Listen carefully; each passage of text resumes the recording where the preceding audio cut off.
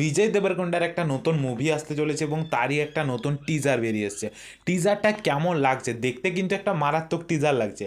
এর মধ্যে story caste কী হবে সেটা নিয়ে আমি আরও একটা ভিডিও বানিয়ে দেবো, কারণ অনেকটা তাহলে লেন্থ হয়ে যাবে।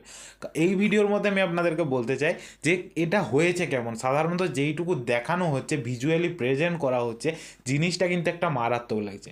এইটা যেটা হতে চলেছে একটা ভালো রকম মুভি হতে চলেছে, যেইটা এইটা দেখার পর মনে হচ্ছে।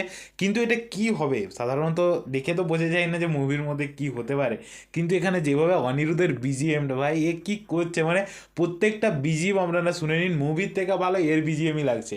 কারণ বিজিএমটা একটা মারাত্মক জায়গায় পৌঁছে দিচ্ছে অনিরুদ্ধ, এবং মুভির মধ্যে অ্যাকশন সিকোয়েন্সের থেকে ওর বিজিএমই পুরো অ্যাকশনটা পুল আপ করে দিচ্ছে, যেটা কি এটা দেখার পরে মনে হচ্ছে। কিন্তু এটা কিন্তু দেখতে একটা মারাত্মক লাগছে, কারণ বিজয় দেবরকোন্ডা যে কি জেলের মধ্যেও রয়েছে, কারণ জেলের মধ্যে যে কি পুলিশদেরকে বাঁচাচ্ছে, এইটুকুই আপনারা দেখতে পাবেন। সাধারণত পুলিশের যে ব্যারিকেডগুলো হয় ওইটাকে ধরে সাধারণত আটকাচ্ছে অন্যদেরকে পুলিশের কাছে আসার থেকে, এইটুকুই আপনাদেরকে জাস্ট ভিজুয়ালি প্রেজেন্ট করা হচ্ছে।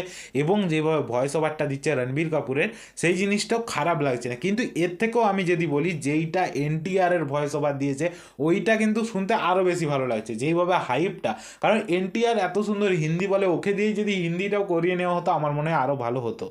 তবে এখানের মধ্যে দেখানো হবে যেইটা কি মনে হচ্ছে যে এখানে যেভাবে বিজয় দেবরকোন্ডার রোলটা, ওর ব্যাক স্টোরিটাও কিছুটা দেখানো হবে, ও কেন জেলে এলো এবং জেলে আসার পর কেন সে এই পর্যায়ে পৌঁছে গেছে সেই জিনিসটা। এবং তার সঙ্গে অনিরুদ্ধের বিজিএম, ভাই কী করতে চলেছে, আমি তো এটাই দেখে অবাক। কারণ এর মধ্যে কি লেভেলের প্রেজেন্টেশন হবে সেইটা এইটা দেখার পর মনে হচ্ছে।